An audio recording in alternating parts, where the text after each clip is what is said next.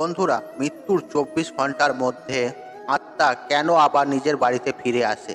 বন্ধুরা, আমরা সকলেই জানি যে এই পৃথিবীতে যে ব্যক্তি জন্ম নিয়েছেন তাকে কোনো না কোনো দিন তাকে এই শরীর ত্যাগ করে যেতেই হবে। অর্থাৎ এই সৃষ্টির কোনো বড় সত্য থাকে, সেটি হলো আমাদের মৃত্যু, যাকে কেউ কোনোদিন এড়িয়ে যেতে পারবে না। তাই জন্মিলে মরিতে হবে, এই কথাটি চিরন্তন সত্য। বন্ধুরা, তাই আপনি কি জানেন মৃত্যুর পর ব্যক্তির কি হয়? কেনই বা মৃত ব্যক্তির আত্মা কেন আবার তার বাড়িতে ফিরে আসে?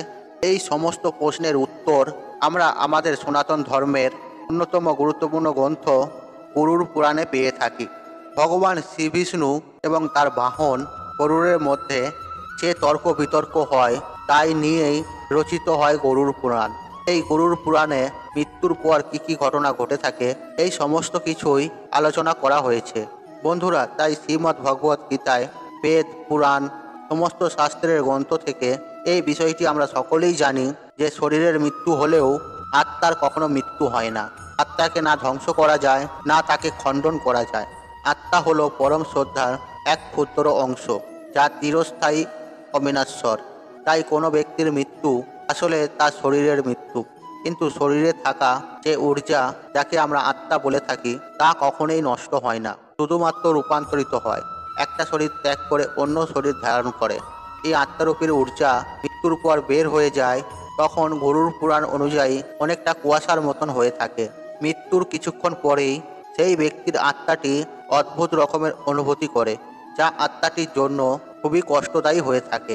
গরুড় পুরাণে বলা হয়েছে, মৃত্যুর পরে শরীর থেকে আত্মা বের হলে কিছু সময় অচিত অবস্থায় বিরাজ করে। তারপর আত্মার এমন অনুভব হয় যেমনটা কোনো কঠিন পরিশ্রম থেকে ক্লান্ত ব্যক্তি গভীর ঘুমের মধ্যে অনুভব করে। কিছুক্ষণের মধ্যেই অচেত থেকে ক্রমশ সচেত হয়ে ওঠে। তারপর আত্মাটি সোজা হয়ে ওঠে। এরপর শরীর থেকে বের হওয়া আত্মাটি আশেপাশে লোকজনদের বা নিজের প্রিয় পরিজনদের ডাকতে থাকে, কিন্তু তার আওয়াজ কেউই শুনতে পায় না। এর ফলে আত্মাটির খুবই কষ্ট হয় এবং তার ছটফটানি বাড়তে থাকে।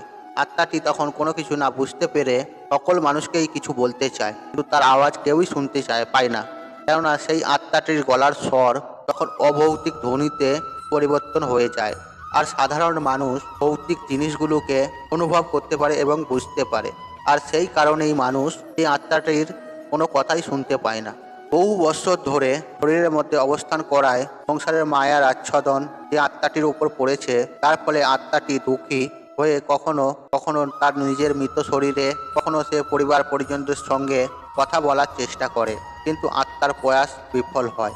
পরিবার পরিজনদের কান্না দেখে সে আত্মা দুঃখ পায় এবং সেও কান্না করতে থাকে, তারপর চেঁচামেচি করতে থাকে।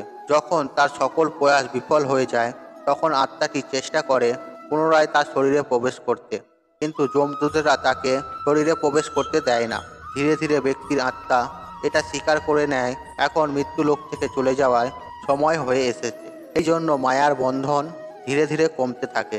কিন্তু বন্ধুরা, গরুড় পুরাণে এই বিষয়ে উল্লেখ রয়েছে যে মৃত্যুর পর আত্মাকে নিয়ে যায় শুধুমাত্র ২৪ ঘন্টার জন্য, কিন্তু নিয়ে যায়। আর এই ২৪ ঘন্টা মধ্যে আত্মাকে দেখানো হয় যে কতটা পরিমাণের পাপ আর কতটা পরিমাণে পুণ্য করেছে। এরপর আত্মাকে আবার তার নিজের বাড়িতে নিয়ে এসে ছেড়ে দেওয়া হয়, যেখানে সে শরীর ত্যাগ করেছিল। কারণ গরুড় পুরাণে উল্লেখ করা রয়েছে, যমদূতেরা মৃতের আত্মাকে যমলোকে তখনই নিয়ে যাবে যখন তার জীবাত্মা তৈরি হবে, অর্থাৎ সূক্ষ্ম শরীর তৈরি হবে। আর এই জীব আত্মার সৃষ্টি উদ্দেশ্যেই যমদূতেরা তাকে তার পরিবার পরিজনদের কাছে রেখে যায়। এই সময় আত্মার মধ্যে খুবই কম শক্তি থাকে। গরুড় পুরাণ অনুসারে কোনো মানুষের মৃত্যুর পর প্রথম 10 দিন পর্যন্ত যে পিণ্ডদান করা হয় তার উদ্দেশ্যে, তার ফলে মৃত ব্যক্তির শরীরে বিভিন্ন অঙ্গের রচনা হয়, অর্থাৎ তার সূক্ষ্ম জীবাত্মা সৃষ্টি হয়। 11তম ও 12তম দিনে যে পিণ্ডদান করা হয় তাতে তার ঊর্জার বৃদ্ধি ঘটে, এবং 13তম দিনে যে শ্রাদ্ধ শান্তির কাজ করা হয়, তখন মৃতের নামে যে পিণ্ডদান করা হয়, তার ফলে মৃত ব্যক্তির আত্মা যমলোকের উদ্দেশ্যে যাত্রা শুরু করে। অর্থাৎ মৃত্যুর পরে 13 দিন পর্যন্ত মৃত আত্মার নামে যে পিণ্ড দান করা হয়, তার ফলে আত্মাটি মৃত্যুলোক থেকে যমলোক যাওয়ার পর্যন্ত শক্তি পায়।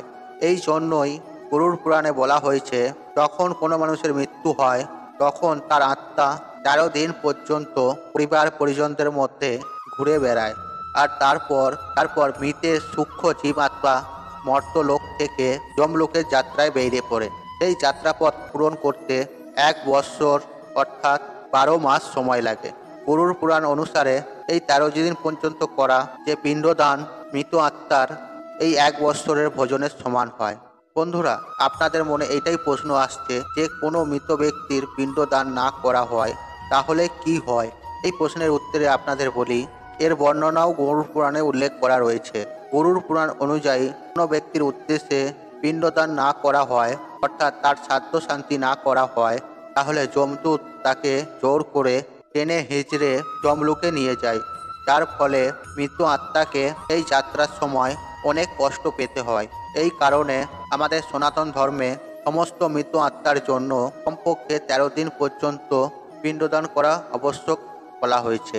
এর সাথে গরুড় পুরাণে এও বলা হয়েছে, যে সমস্ত মানুষ জীবিতকালে পুণ্য কর্ম করেন তাদের যমদূত মৃত্যুর 13 দিন পর যমলোকে নিয়ে যায়। আর এই রকম পূর্ণ আত্মাকে মর্ত্যলোক থেকে যমলোকে নিয়ে যাওয়ার সময় কোনো রকমের কষ্ট ভোগ করতে হয় না। যে সমস্ত মানুষ তার জীবিত সময় খারাপ কাজ করে তাকে যমদূত পুরো রাস্তায় তাকে বিভিন্ন রকমের যন্ত্রণা দিয়ে থাকে, যার ফলে সে থরথর করে কেঁপে ওঠে আর যমদূতের কাছে ক্ষমা প্রার্থনা করে। বন্ধুরা, এই যমলোকের উদ্দেশ্যে 1 বৎসরের যাত্রা গরুড় পুরাণে বিস্তারিত উল্লেখ রয়েছে। বন্ধুরা, এই গরুড় পুরাণের তথ্য আপনাদের কেমন লাগলো? বন্ধুরা, আমাদের হিন্দু ধর্মের অনুসার মৃত্যুর পর জীব আত্মার কখনোই নাশ হয় না, সে শুধু এক শরীর থেকে অন্য শরীরে প্রবেশ করে। মৃত্যুর পর জীব আত্মাকে দেখতে তার পুরো শরীরের মতনই হয়। মৃত্যুর পর একটি জীব আত্মাকে বিভিন্ন রকমের অনুভূতি সহ্য করতে হয়, যা তার জন্য কষ্টদায়ী, দুঃখদায়ী হয়। বন্ধুরা, আমাদের গরুড় পুরাণ অনুসারে মৃত্যুর পর জীব আত্মা কিছুক্ষণ অচেতন অবস্থায় থাকে। তারপর তার এমন অনুভব হয় যে কঠোর পরিশ্রম করে আসার পর মানুষ নিদ্রায় করে, তবে কিছুক্ষণের মধ্যেই সে আবার অচেতন থেকে সচেতন হয়ে যায়। জ্ঞান ফিরতে জীব আত্মা তার মৃত শরীরকে দেখে অবাক হয়ে যায়। সে তার পরিবারের লোকজনদের কাছে গিয়ে বিভিন্নভাবে ডাকে, সেই কথা ভৌতিক না হওয়ার জন্য আমরা শুনতে পাই না। ফলে এই সব জীব আত্মা চিন্তিত ও দুঃখী হয়ে যায়। সে তার বারবার শরীরে প্রবেশ করার চেষ্টা করে, কিন্তু যম পাশে থাকার জন্য সে এটিও করতে পারে না। বন্ধুরা, গরুড় পুরাণ অনুসারে মৃত্যুর পর জীব আত্মাকে প্রথম 24 ঘন্টার জন্য যমলোকে নিয়ে যাওয়া হয়। তারপর আবার তার বাড়িতে তাকে ছেড়ে দেওয়া হয়। 7 অবধি জীব আত্মা সে তার বাড়িতেই থাকে। এই সময় বাড়ির লোকেরা মৃত আত্মার জন্য নিয়মিতভাবে পিণ্ড দান করেন। গরুড় পুরাণে অনুসার 10 দিন অবধি পিণ্ডদানে জীব আত্মার শরীরে বিভিন্ন অঙ্গের নির্মাণ হয়। 11 দিন ও 12 দিনের পিণ্ডদানের শরীরের মাংস ও চামড়া নির্মাণ হয়। আর 13 দিনে যে পিণ্ড দান করা হয় সেই খাবার ফলে জীব আত্মার যমপুরে যাওয়ার শক্তি পায়। বন্ধুরা, মৃত্যুর পর 13 দিন অবধি যে পিণ্ড দান করা হয় সেই খাদ্য জীব আত্মা 1 বৎসর অবধি প্রাপ্ত করে। আর যদি শ্রাদ্ধের দিন 13 জন ব্রাহ্মণকে শ্রাদ্ধের খাওয়ানো যায় বা গ্রহণ করানো যায়, এতে জীব আত্মা পেট যোনি থেকে মুক্তি পায়। আর যদি পিণ্ডদান না করা হয়, জীব আত্মা যমপুরে যাওয়ার মতনও শক্তি পায় না। তাই মৃতকে আত্মার শান্তির জন্য অবশ্যই আমাদের পিণ্ড দান করা উচিত। বন্ধুরা, গরুড় পুরাণে অনুসার মৃত্যুর পর জীব আত্মার সামনে 3টি রাস্তা খোলে: অর্চিমার, ধূমমার ও উৎপত্তি বিনাশমার। অর্চিমার দিয়ে ব্রহ্মলোকে ও দ্বীপলোকে যাওয়ার রাস্তা খোলে, ধূমমার দিয়ে পিতৃলোকে যাওয়ার রাস্তা খোলে, আর উৎপত্তি বিনাশমার নরকে যাওয়ার রাস্তা খোলে। বন্ধুরা, জীব আত্মা তার কর্মের অনুসার এই সমস্ত লোকে থাকার পর আবার পুনরায় এই মৃত্যু লোকে ফিরে আসে। এই মৃত্যু লোকে এসে তার কর্মের অনুসার বিভিন্ন জনিতে জন্মগ্রহণ করতে হয়। কিন্তু এই সমস্ত লোকের পরে রয়েছে ভগবত ধাম, যেখানে গেলে জীব আত্মাকে আর কখনোই লোকে ফিরে আসতে হয় না।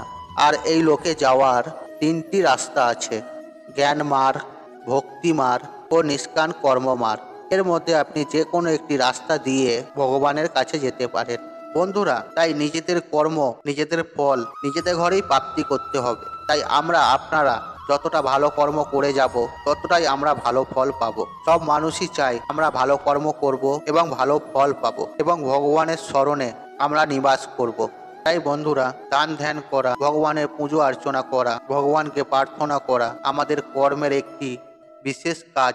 তাই আপনারা সব কর্মের আগে নিজের ধর্মকর্ম করতে থাকি। বন্ধুরা, তাই আজকের মতন বিদায় নিলাম। আশা করি ভিডিওটি দেখে উপকৃত পেয়েছেন। তাহলে ভিডিওতে একটি লাইক করুন, একটি কমেন্ট করুন, একটু শেয়ার করুন এবং বন্ধু বান্ধবের সাথে শেয়ার অবশ্যই করুন। কেন এরকম জানকারি প্রত্যেকটি মানুষের জেনে রাখা উচিত। তাই আপনি যদি ভগবানকে মানেন তাহলে মনের প্রাণে আপনি কাকই না কাকই এই ভিডিওটি শেয়ার করবেন অবশ্যই। ঈশ্বর আপনার মঙ্গল করুক, আপনি নিরোগ থাকুন ও সুস্থ থাকুন। হরে কৃষ্ণ কৃষ্ণ কৃষ্ণ হরে হরে।